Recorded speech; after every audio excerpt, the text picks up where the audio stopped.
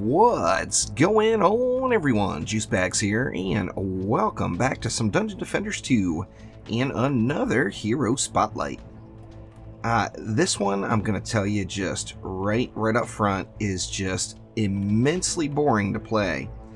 However, if you're looking for something that requires little to no effort and basically just spamming your right click, this could potentially be the build for you.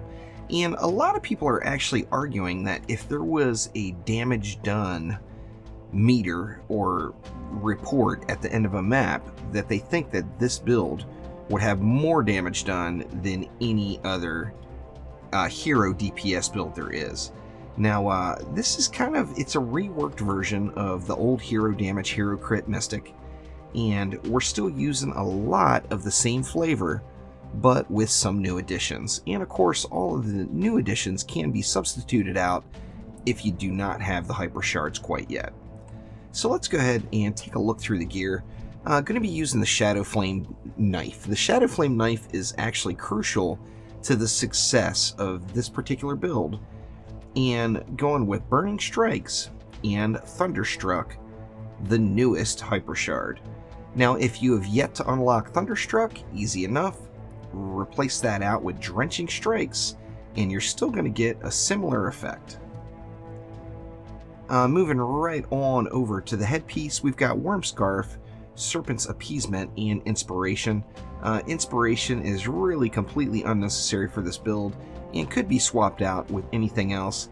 However, I do like to throw down the Call to Madness quite frequently on my Mystic, so I put the Inspiration in there anyway, pardon me, just to make sure I have the ability to keep those throwing whenever I want them to. Now in the chest piece, we're going to go with Power Gambit, Bulwark, and Tempered Anger. Tempered Anger is not crucial either, however, I don't really suggest any Mystic build without rolling with Tempered Anger. And then in the gloves, Beacon of the Storm, Serpent's Kiss, and Debilitating Madness. Now, Debilitating Madness could be swapped out for Hero Crit Damage, or pardon me, Hero Crit Strike, or just about any other shard you want. However, you are going to want Beacon of the Storm in there, as that's what is going to help proc all of the crowd control. And then in the boots, we've got Speed Boost and Radiant Critical Power with one shard slot open. The Radiant Critical Power, once again, is an optional shard. Use it, don't use it, whatever, doesn't matter. It's not going to change the build whatsoever.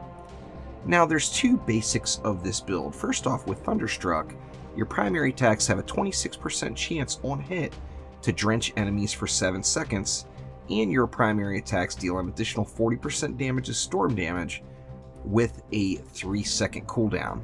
Now, of course, we all know that a drenched enemy that hits with storm damage is going to charge the Electrocute combo, and it's going to give you some free crowd control.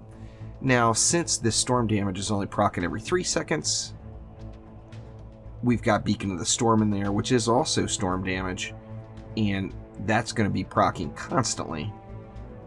Once per second, actually. But it feels like it's constantly because it's bounced around so much, which is also going to trigger with that Drench for the Electrocute combo. Now, in addition to that, the Shadow Flame Knife, as we see the secondary attacks, hurl a Shadow Flame Knife dealing 135% hero damage as magical damage. The dagger will bounce off enemies hitting up to 4 targets. Now, another thing it doesn't say is the Shadow Flame Knife requires no targeting. It is a full-on aimbot. You can't appreciate it on the dummy, as you're not going to see the bounce, plus you're not going to see it go to a different target. Now, if we look at it just on the dummy, just spamming our right click, we're, what, 1.7 million, 1.5 million, another 1.5, anyways, in between like 1 million and say 2.5 million, you're going to be right in there. However, what you don't see on the dummy is that Shadow Flame Knife bouncing around, plus the Electrocute combo. Let's go ahead and jump on into a map and show it off. Now, before we continue on, a quick look at the Ascension. Now, As with any DPS hero, the very first thing you want to do, your very first 20 points need to go into hero crit chance.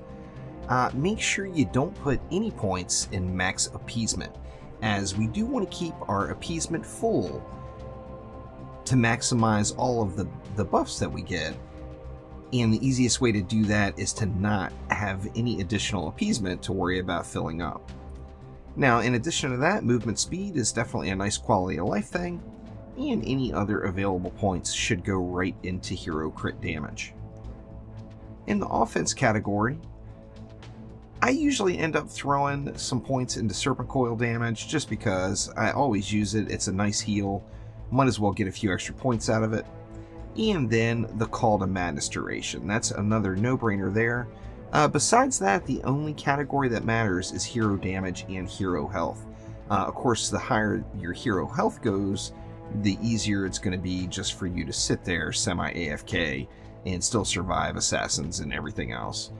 Hero damage, of course, is the base of the build, so you want to put as many points as you can into hero damage. Alright, and here we are in Crumble Bulwark. Let's go ahead and shoot over at this flyer lane.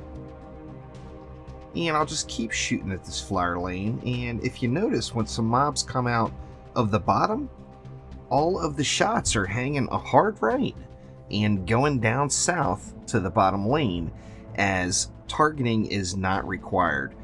This is a full-on aimbot, and as I mentioned, does bounce around the map. Now, in addition to that, like I built with my Mystic here, so I have actually got an Obelisk in play.